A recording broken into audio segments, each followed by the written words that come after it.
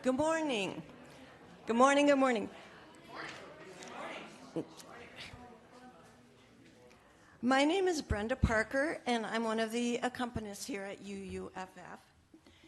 We're fortunate that so far in this country, we get to listen to whatever music we choose, although where we do so is beginning to be constrained. Authoritative regimes throughout history have contrived to make all aspects of society submit to their will, including the arts.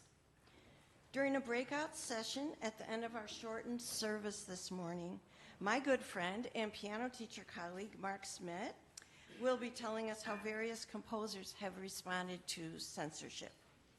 For our gathering music this morning, Mark is going to play for us a mazurka by Frédéric Chopin, and this seemingly innocent piano solo, based on a traditional Polish dance, was actually an act of resistance when it was first performed.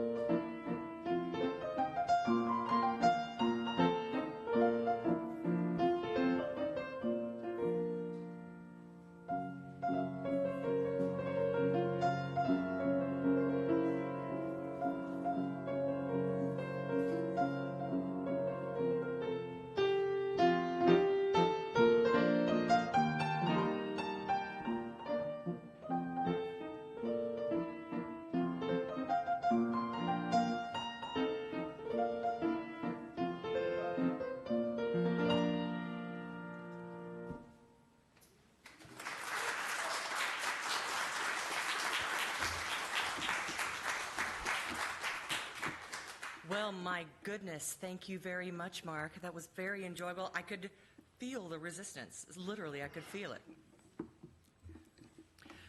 Welcome. Welcome, you seekers of truth with a capital T. Pilgrims longing for sanctuary. Travelers needing harbor from the storm. Welcome those who are holding on by a thread. Determined breakers of the chains of loneliness and isolation. You pushed through your fear because something told you that you deserved to belong. And you do. Welcome home. Welcome home to those who braid ropes. Again and again, you've been there for our siblings who were just hanging on. You gave them a hand into community and told them, rest here. Welcome, you who seek spiritual and religious community for your children and your grandchildren. You entrust your young people here, and we, as a community, commit to nurture and respect them.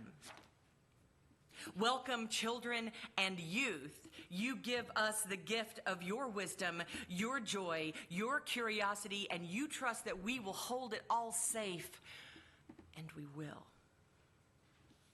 welcome. Welcome home. How do we make this tender place wider? How do we stretch into a bolder welcome, a radical generosity of the heart? Can we imagine ourselves the stewards and ushers not only into this space, but into this circle of belonging? Can we commit and recommit to being accountable to one another as anti-racist, anti-oppressive community that centers marginalized voices, that listens to those voices, especially when they're saying things that are hard to hear? Can we be willing to change? When we break our agreements with one another, can we offer amends? Can we be humble and generous? Yes, there is grace enough here. There is, in this place, the possibility of healing, of repair, of making things right within ourselves, between us, and with the wider world. There is, in this place, possibility. Ooh, welcome home. Good morning. Welcome to the Unitarian Universalist Fellowship of Fayetteville. I am Reverend Renee Jansky, your minister and music director, and I'm really happy to be here with you today on this Action Sunday. Unitarian Universalism is a tradition open to all people, whether religious or non-religious. We welcome you, whoever you are at this moment, and wherever you are in your spiritual journey. You are welcome here. For those of you joining us online, welcome. We are glad that you are here. And if you're new, and if you're not, please check out our website at uufayetteville.org for more information. For those of you visiting us, I see that we have some visitors here today. For those of us visiting us for the first time in person, you will find a visitor information card in the seat back in front of you, and we sure would love for you to fill one of those out so we can get you on the email list that Fawn so lovingly curates every week for us. We will not spam you. You can, unsubscribe at any time, but it's a great email. We will not have joys and concerns today, but if you have a joy, concern, or milestone that you would like to share with me and the care team, please fill out one of these yellow cards and drop it in the offering basket when it comes around. If you have a need for hearing assistant, our AV tech, David, can help you with that. And children are always 1,000,000% welcome in our service and sanctuary, and there's a staff nursery downstairs if you prefer. Today is Mutual Aid Action Sunday. After this abbreviated service, it's about 20 to 25 minutes, we will invite you to participate in an activity, 3 activities. Number 1, right here, our wonderful guest musician, Mark Smidt, will give an important presentation. I just love that we're doing censorship's impact on classical music. We often think about, censorship being imposed upon, popular music, and it was definitely a part of classical music as well. We're so happy to have you here, Mark. I know this isn't your first rodeo with the UU. A few decades ago, you were also our pianist, right? Several decades ago, yes, sir. Yes, sir. He is the bestie of our accompanist, Brenda, and I'm just super happy to have you here. In the narthex with me, y'all turn your cell phones off. In the narthex with me, and I can only accommodate 10 or 12 folks, but we will be packing bags for the unhoused. We're going to do 100 bags because of your generosity from last week. And we'll write some notes and sign some notes for folks, because that apparently is a day maker for folks. And perhaps we can switch out activities as we go. I'll let Joanna and say more about this in a little bit, but downstairs and some upstairs, we will have the wonderful swap. I can't wait to hear more about that. Beloveds, I am so proud of us. Every single week, we say that service is our prayer. And frankly, as a community together, I think we could stand to do a little more of it, a little bit more service. And so today, we're doing that. Please make sure your cell phone is on silent, and that was actually in the notes, it wasn't before. Let's go ahead and say the words of our covenant as we light the chalice. Love is the spirit of this community, and service is its prayer, to dwell together in peace, to seek knowledge and truth, and to help one another. Thus do we covenant together. And as you are willing and able, please rise in body or spirit as we sing Gather the Spirit.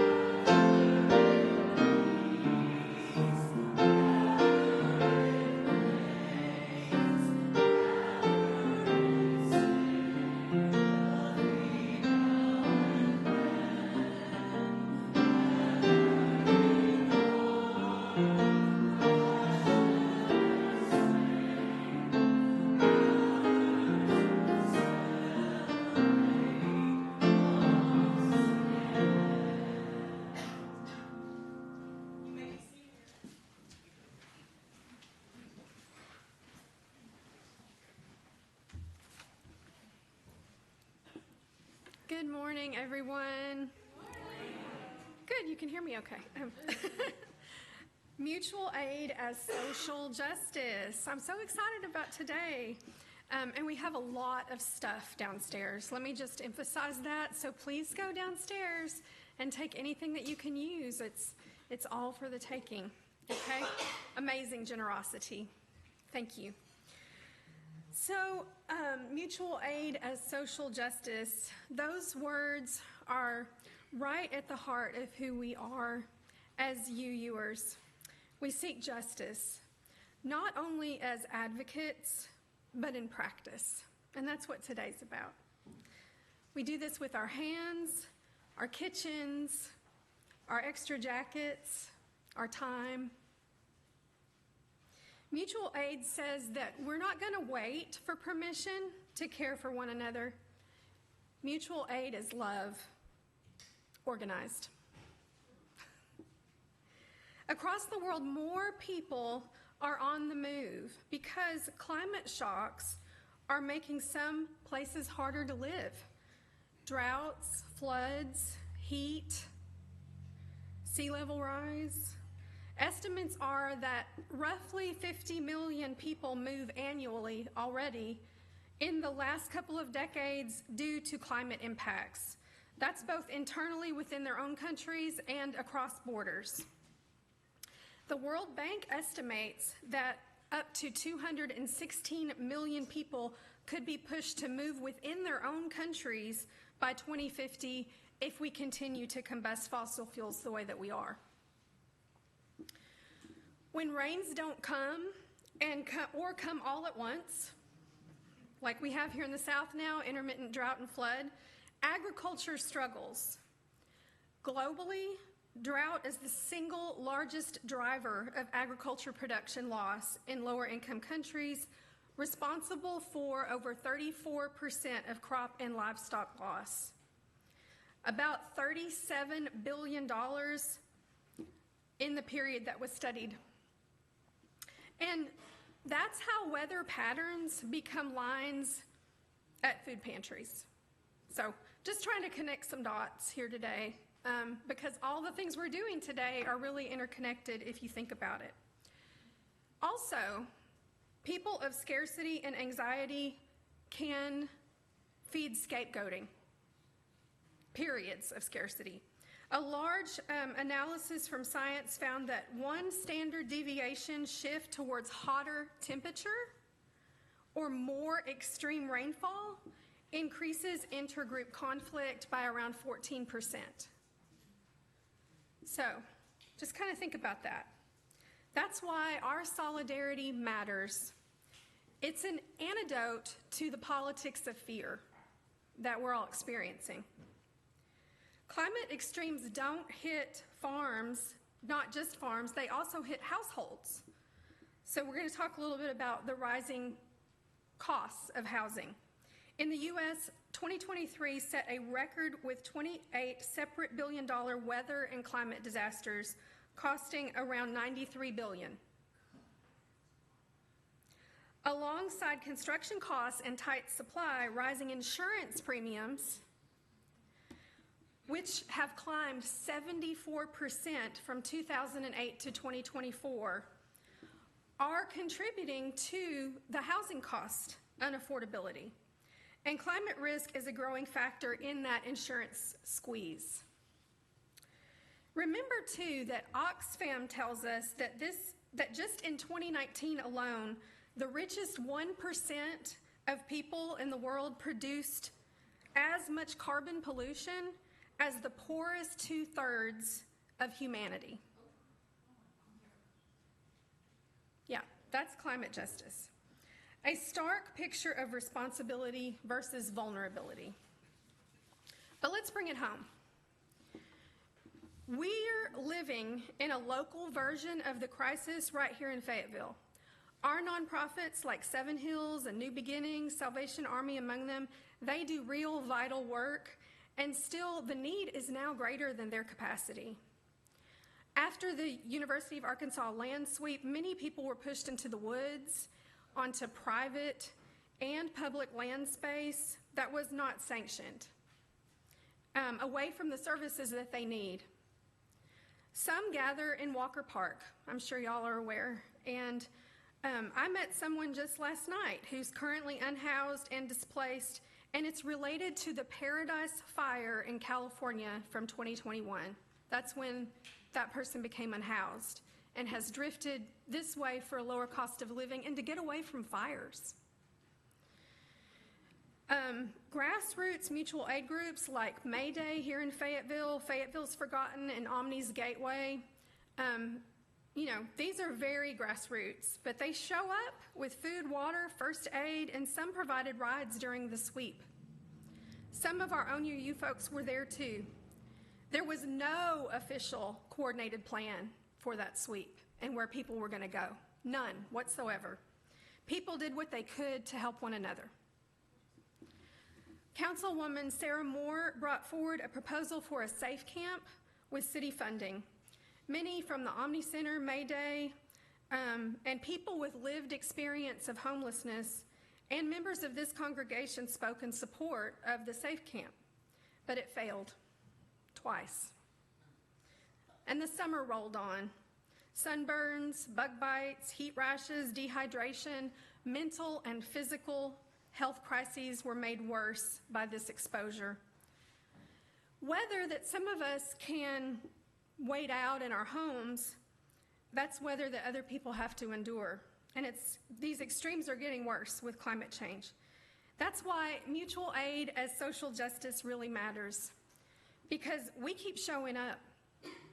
We don't wait for a unanimous consent to love our neighbors. We don't ask people to earn their dignity. We organize our compassion into systems so we can move faster, hopefully, than the severity of the harm, what's possible there. And that brings us to today. Downstairs, we're holding a no-buy stuffed swap with a vegetarian potluck, and that might sound lighthearted, and I think it will be fun. There's a lot of cool stuff down there, y'all. And also, there's a rack out here for hanging up clothes, too. But it's serious work, too. Reuse and sharing are part of the circular economy. They reduce waste and the carbon burden of buying new. Activities like today help grow social capital, build trust, deepen ties, and really help us build a stronger habit of helping. Social capital is resilience that you can't buy. It's the difference between someone should do something and we will. We are. Some of what's left after the swap will move through local mutual aid networks to our unhoused neighbors and also to Peace at Home. In the narthex, you'll assemble care packets, simple things that really matter, and helpful notes of encouragement. These are not solutions to the housing crisis. They are acts of solidarity while we keep working for those solutions. Mutual aid is not a substitute for policy. It's a refusal to abandon one another while we fight for the policy. In a few minutes, we're going to hear those of us that will attend listening to Mark Smidt about how classical music has been a thread of comfort and peaceful resistance in times of authoritarian pressure. Movements need nourishment, song, story, ritual, so that we can keep going. Mutual aid feeds bodies, and music gives us courage. So what does mutual aid as social justice ask of us? Well, to keep faith with our values. Remember these? Inherent worth and dignity of everyone. Justice, equity, and compassion. The interdependent web. It's so interdependent, y'all. Mutual aid is those values with our sleeves rolled up. In a world of overlapping crises, a polycrisis as some people call it, power can feel so far away, but proximity is its own kind of power. We can act locally with our skills and our stories and our song, our talents, our recipes, our spare jackets, and our Saturday afternoons and our Saturday mornings. Thank y'all. Mutual aid is climate action. I hope that makes more sense. It's public health. It is democracy at work, and we're having to fight hard for our democracy right now. It is love with logistics. As Reverend Renee has said, some of us pray and some of us don't. So I invite you to close or rest your eyes as we end this little thing right here. Take a deep breath before we get into action. And just consider these words in the way that works best for you. May we be a people who organize our love. May we be a people who keep one another safe. May we be a people who build the resilient, generous community that we all need.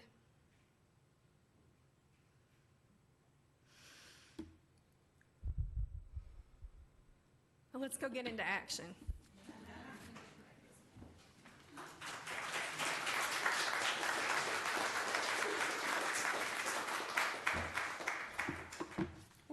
In the words of RuPaul, you better work, Joanna. Okay, that was great. We have a lot of work to do, and I'm afraid there's going to be quite a bit more to do before we get to rest. Thank you for your financial contribution and all of the ways that you contribute to this fellowship. Each year, this fellowship gives a portion of our money to the larger governing body of the Unitarian Universalist congregations called the UUA. The UUA is doing incredibly important work to see to the safety and security of people in marginalized communities. We're lucky to be a part of this organization. We at UUFF also hope to bring safety and security to our local folks that are suffering due to fascism and hate crimes perpetrated by our very own government. It will take all of us to do what we can. We put our backs into it, we put our hearts into it, and we put our wallets into it. And when you give to us at UUFF, your money is used for good. Ushers, we can now take up the offering and move into a time of announcements. Y'all, RE begins next Sunday. I'm so excited. So CRE, Children's RE, Youth RE, and Adult RE all begin next week. Water Communion is the week after that, September 14th. Everybody bring a little bit of water from your summer travels, or from your house, or from your work, or from someone last year brought some from their hot tub because that's where they spent the summer, which was great. And we will put all of our waters, we will join all of the waters together in a big, beautiful bowl. I will have a ritualistic boiling of it so that it doesn't grow anything, and I will give it back to you in little vials. Yeah. Except goodness. It only grows goodness. That's what I mean. On October 12th, we will have our second annual stewardship picnic. And this is when we will kick off our stewardship campaign. And it'll be fun. It'll be great fun. My buddy S.J. Tucker will be back spinning flags with the young ones and older ones, and we will have barbecue once again, and we'll bring the sides, and it'll be a wonderful time of fellowship together. I can't think of anything I'd rather be doing than hanging out with y'all. Sorry. Sorry. On October 26th, I'm so excited about this. We're having an epic Sound of Music sing-along. I know. So we will play the Sound of Music. I'll pass out lyric sheets. We'll play the Sound of Music. At an hour, we'll take a break so that those who need to leave can. But then we're finishing it. We're finishing it, and we're going to sing the whole thing together. Because you know what the Sound of Music is about? Resistance. Yeah, and that's what we need to be thinking about. So we're having an epic Sound of Music sing-along, and then finally, on the 2nd of November, it's All Souls Day, and we will be celebrating our Day of Remembrance, which is we've been doing for many years. And this time, I want you to send me, text me, email me, pictures of your beloved dead. And I'll be creating a slideshow to show that day during our service. And so that's something that will be neat. We did that during COVID, and a few weeks ago, someone said, you know, I really loved that. And I thought, gosh, we don't have to be in a time of a pandemic to make a video of our beloved dead. So, yeah, okay. It is now time to extinguish our chalice. Please join me in the words on the screen. We extinguish this flame, but not the light of truth, the warmth of community, or the fire of commitment. These we carry in our hearts until we are together again. And so now it's time to go forth into our activities. We either hang out in here with Mark, we go out and pack up stuff for the unhoused folks, beautiful little bags, or we go downstairs and help with and make the swap happen. Yes, in all those wonderful ways. Okay, and yes? Do you think people could listen to Mark and still do the other two things? I do think people could listen to Mark and still do the other two things. I sure do, yeah. As many of you can stay as should. Literally, for my event, I only need, like, you know, I could do it with 8 people. So I hope a lot of you stay and hear Mark. And okay, And have a potluck. and have a potluck. Yes. All right, hit it, Mark.